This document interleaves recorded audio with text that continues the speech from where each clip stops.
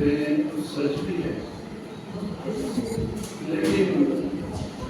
قائدین کو یاد ہوگا کہ میرے مراسلے کل طرح الگ سے تھے۔ میں 2019 تک ادب سے لکھتا رہا، پھر جواب کی بیٹی تک اور مرحوم عزیز نقیم صاحب ڈاکٹر سے میری توجہ اس طرح مبذول رہی کہ مستند رسالوں سے، کتابوں سے،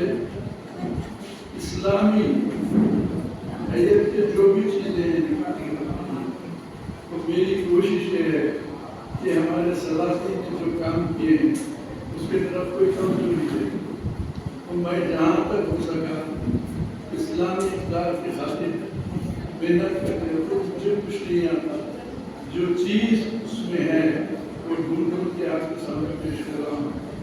اور کرتا رہوں گا۔ اور خدا کا احسان ہے کہ میں منصف کا میں بہت مشہور ہوں کہ 2012 سے آج تک آ رہے ہیں، اور خاص کر بڑی بات خاص کر 2017 سے آج تک شاید ہی کوئی بھی ایسا گیا ہوگا یا کچھ میں لکھ نہیں سکا یا ایک دو بہت ہوں گے۔ میں جہاں تک کوشش کیا ہوں کہ خیرین کے سامنے جو بات اس سے پہلے پیش کی ہوگا میں نے کیا ہے۔ ایک بات میں آپ سے عرض کروں کہ یہاں سب پروفیسروں کا مجموعہ ہے، میں ایک پرانا گریجویٹ ہوں اور ریٹائرڈ پروفیسر ہوں، میں آپ کو کیا نصیحت کر سکتا ہوں؟ یاد رکھیے ایک چیز ہم بھول رہے ہیں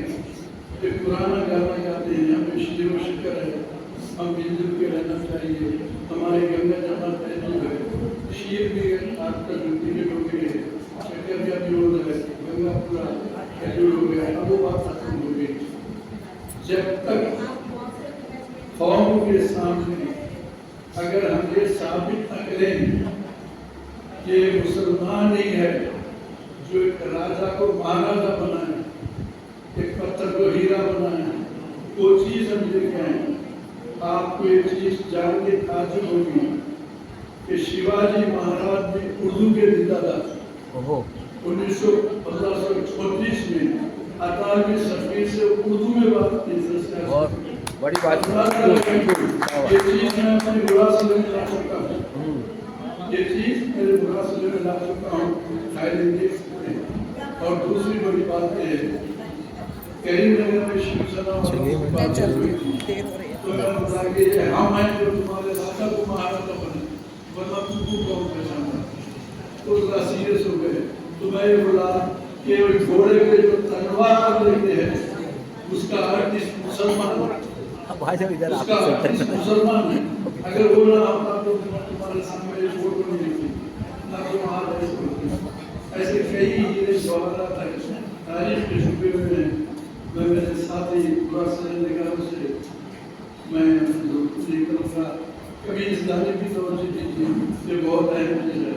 ہے، جو بھی کر رہے ہیں بہت اچھا کر رہے ہیں، بہت اچھا ہے۔ اور حقیقت یہ ہے کہ اگر پرانا رہنما